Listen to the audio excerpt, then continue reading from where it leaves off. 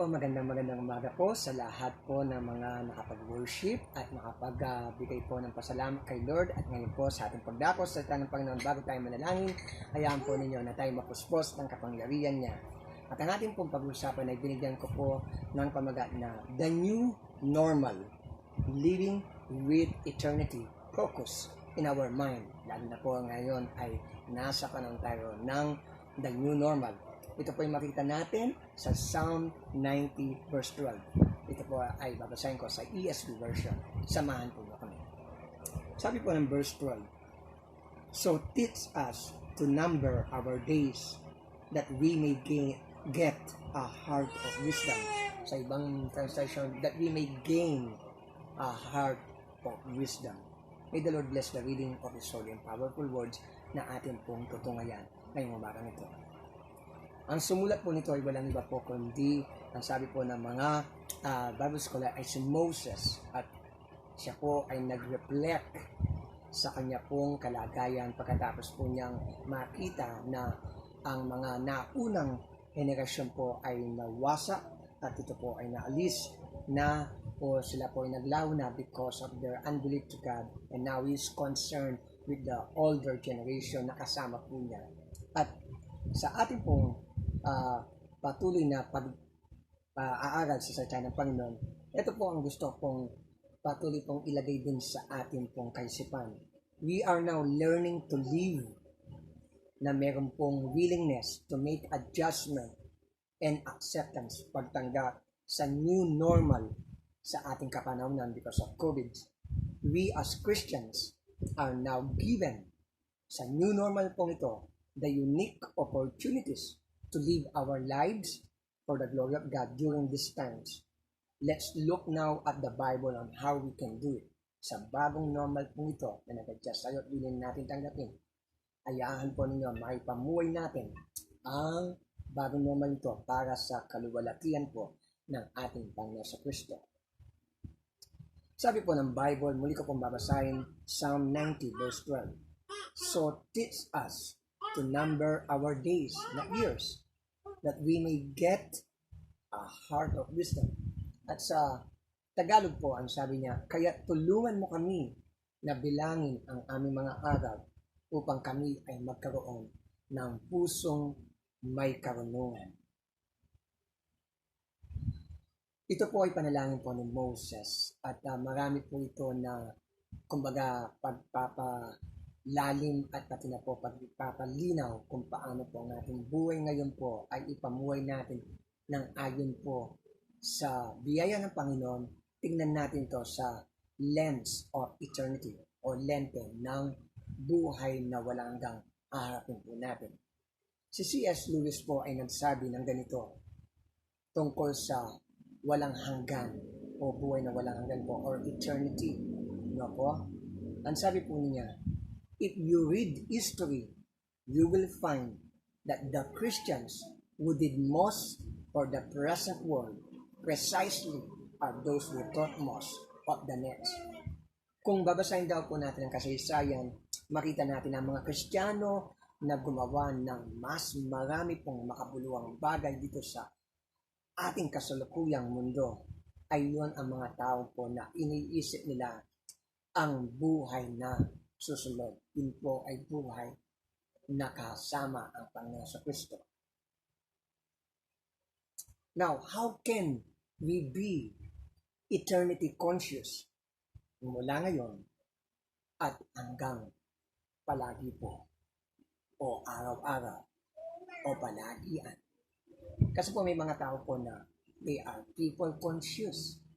Hindi magawa ang kalooban ng Panginoon dahil sa iniisip ang kalagayan sasabihin ng mga tao. They are fear conscious, ano po, sa COVID or COVID conscious. Iniisip na, ay ano na mangyari sa buhay ko? Ay ano na, baka ako ay ganito, abutan ako ng ganito sakit, ang dami po nilang worry conscious, o kaya po ay weakness conscious. Palagi nakikita ang kanyang kainahan at hindi nakikita ang kapangyarihan ng Diyos na pwede pong dumaloy sa mga magpapakumbaba, magtitiwala at maniniwala sa kanyang salita. Marami pong mga tao na sometimes naman po sa negative side, money conscious, pera lang ang nasa kaisipan.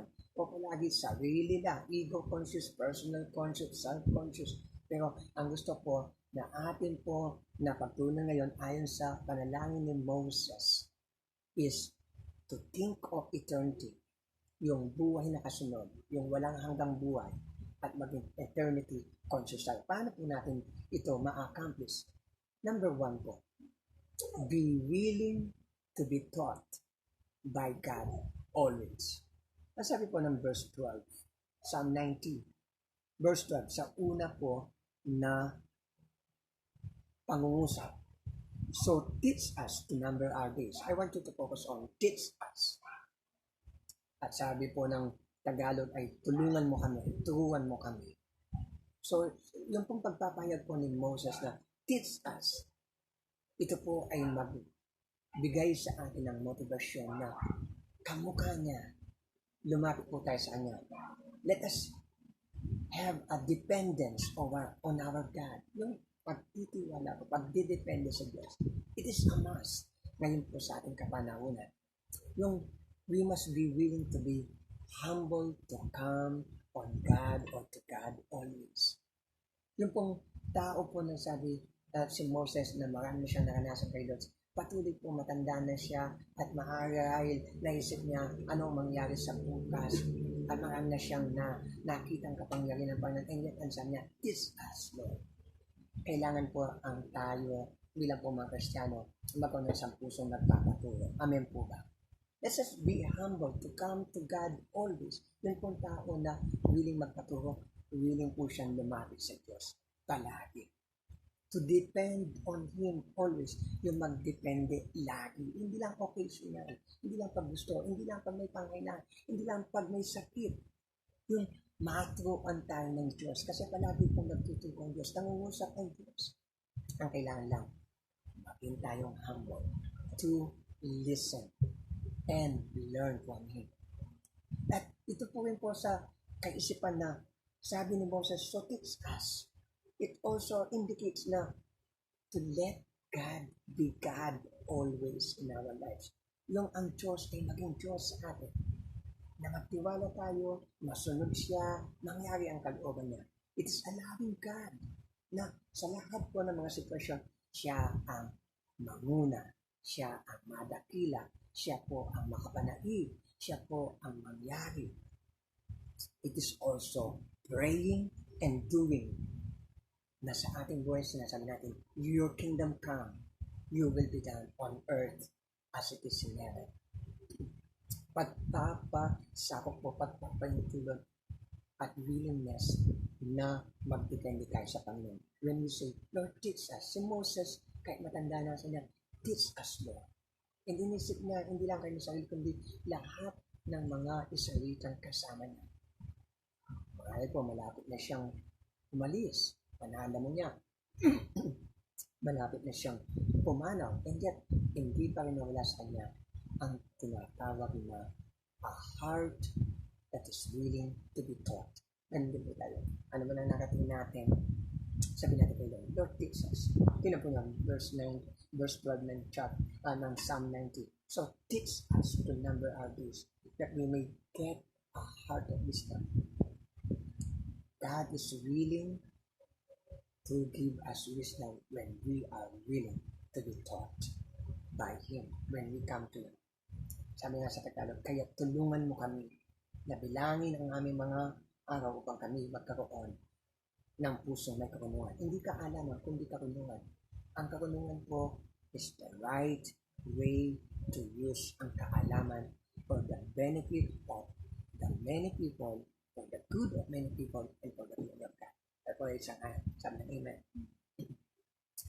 Kailangan po tayong magpaturo kay Lord Jesus sa yung mga sitwasyon. Ano ang mga bagay-bagay? Let me suggest this sa ating tulungan. Number 1, dating ayaw natin, pero now, ngayon, need to embrace it joyfully.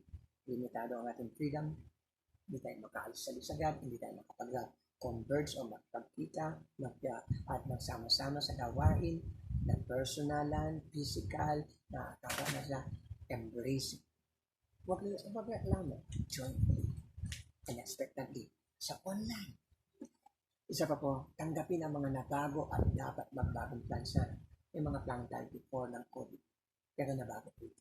Kami po dapat, ang aming pong anak, si Isabella, ay mag-celebrate at ma-dedicate. At na plano na po namin ang dapat namin gawin, pero binago ni Lord. We adjust. At kung sa kailan po itong magaganap ulit, let God be God. Ang malakat, we enjoy. Amen. Ano ang mga nabago mong plans? Embrace it. Be willing to be taught by God. Meron siyang tinuturo sa atin. Ano mga gusto natin mangyari? Gusto natin gawin ito, gusto natin gawin yan, pero hindi naganap. Instead of worry, instead of ikaw magreklamo, instead na ikaw yung banas, ikaw magmokmok, embrace it, enjoy it, and learn from it. Amen po ba? Isa ko po, kailangan natin magpatungo kay Lord Jesus sa mga i-adjust at ipapamuhay ang bagong kalagayan natin ngayon.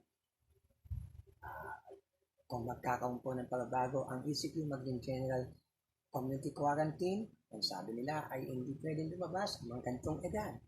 What can we do? Well, we need to adjust. Pero ito po ang paniniwala ko. When we do the will of God and submit sa mga gusto ni Lord, alam po nyo, madali na pong matugon ni Lord, COVID-free tayo. Baka po, naisip ko lang, kaya hindi pa natutupad ang COVID-free sa atin kasi meron pong inaalis muna na gusto ang Panginoon na maalis sa atin at ma-establish ang kanyang pong buhay, ang kanyang character. Kasi ang sikreto ng katugunan at answer sa ating bansa po, ang gobyerno po, hindi. Praise God for them. Ang mga frontliners, backliners, praise God for them. Pero it is only the church. And when the church is walking rightly before the Lord Jesus Christ, the answer, the help, and the miracle of God will flow. Kapatid, anong ginagawa sa iyo Lord ngayon? Anong pinapagawa niya sa iyo?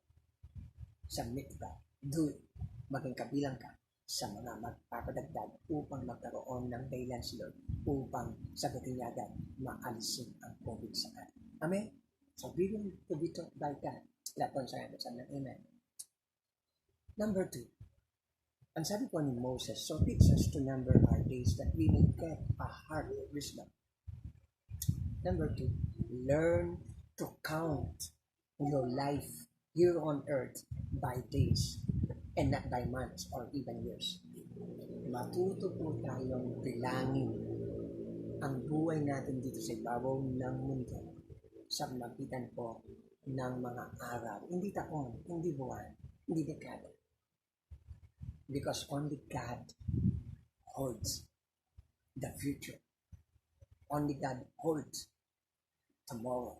Only God holds. Siya lang po ang may hawak kung anong mangyari bukas. Kaya, ngayon pa lamang, ang 24 hours natin, every day, bilangin natin kay Lord. Ano pong ibig sabihin ng pagbilang na ito? Kaya sabi po ng Tagalog, kaya tulungan mo kami na bilangin ang aming mga araw upang kami ay magkaroon ng pusong may karunungan. Life is to be counted according to God's view, not man's. Meron po sinabi ang Bible sa Santiago, ang sabi na ang ating daw pong buhay ay ating pong huwag pagkatiwalaan na para bang alam natin ang mangyari bukas. Kundi we live one day at a time. You maximize your times, my times here on earth for the good and the glory of our Christ. Binigyan ka ng pagkakataon ngayon na magtrabaho, kumain, kumilos, manood ng sa TV, matulog, tumulong sa kapwa, magkaloob, magpuri, magbasa ng Bible, maglinis sa bahay, makipag-usap sa mga pamilya. Nasa quarantine ka ngayon, pero eto ng mga opportunity, maximize the time, invest on it. Use the time, hindi para magtamad, hindi para mabakot, hindi para magbabad sa mga TV o mga panoorin o sa mga walang kakwenta-kwenta. Kundi maximize, use everything for the glory of God. Yung mag-grow ka lalo, maging matalo sa kaisipan mo, maging payapa ang puso mo, maglalaan ka ba ng mga oras kay Lord. Yung dati hindi ka nakakapanalangin, ngayon meron ka ng panahon at manalangin ka.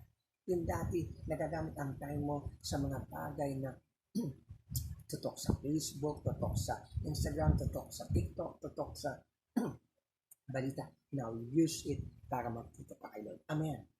Maximize your times here on earth. Kasi hindi mo lang kung ano may bukas.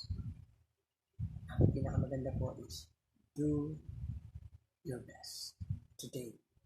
Para kung sasali, hindi ko sabi kung ano tayo na pan, pero kung panahon na para umuwi ka kay Lord, no regrets. Wala po na sabi ng Amen.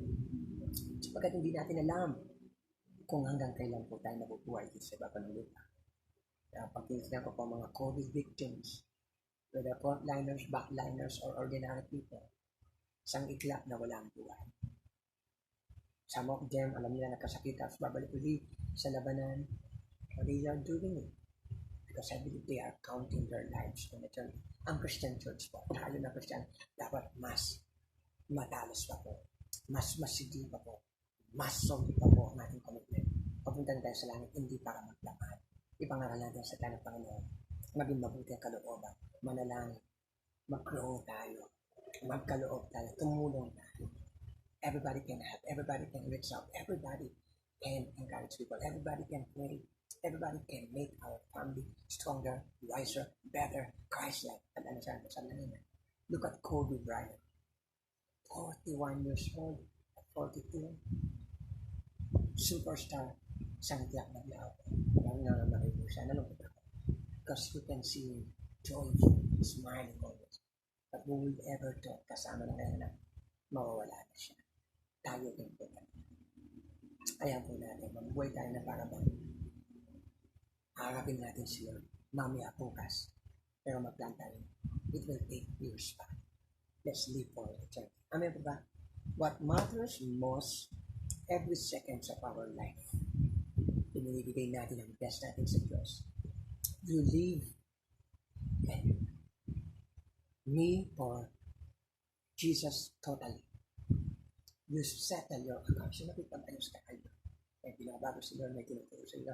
Mga sabi na, anak, alisin mo ito. Alisin mo ang inconsistency. Alisin mo ang kaisipan nito. Alisin mo ang nagaling nito. Alisin mo ang bagay nito. Alisin mo ang satan. Alisin mo. Amen po. Yung inaayos po ang buhay at nagpapaayos tayo ng buhay. Lahat po ang sabi ng Amen. Pangatlo po, how can we live with eternity on view sa ating mind? Para po matupad ang salita ng Panginoon, sabi niya, so teach us to number our days that we may get a heart of wisdom. Decide to pursue godly wisdom always in all situations. Look at this. Ang sabi po ng Bible, so teach us to number our days that we may get a heart of wisdom. Focus on we may get a heart of wisdom. You and I, pwede po tayo magkataon ng isang pusong may karunungan. Isang pusong mayroong banal na pananaw sa lahat ng sitwasyon. Sabi po ng Tagalog, kaya tulungan mo kami na bilangin ang aming mga araw. Bakit po kailang bilangin ang mga araw? Upang kami ay magkaroon ng pusong may karunungan. Sa Bible po, ang wisdom, ang sabi po ng Proverbs 1:7, the fear of the Lord is the beginning of wisdom. Umpisa ng wisdom ay ang banal na pagkatakot sa Diyos. And si Jesus ang personification ng buong karunungan. Ano po ang gusto kong iwanan sa atin?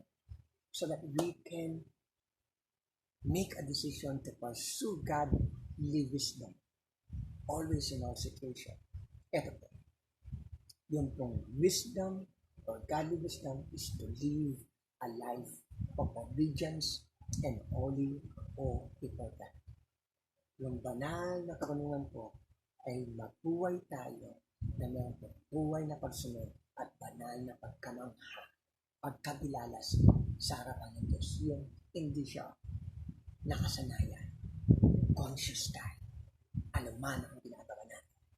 Para kay Jesus. Amen. May sasabihin ka, may bibiling ka, may kakausapin ka, may ite-text ka, may i-chat-chat ka, may ipapalawag ka, ngingiti ka, may itutulong ka. Ano man ang gagawin mo? live with a consciousness that God is there, that to do it all for the glory of God. Maging panalangin natin sa answer prayer, let Jesus be glorified. Sa paghihintay sa mga panalangin, let Jesus be glorified. Sa pagtitiis mo, sa challenges mo, sa pagsunod, let Jesus be glorified. That one time. Amen. Amen.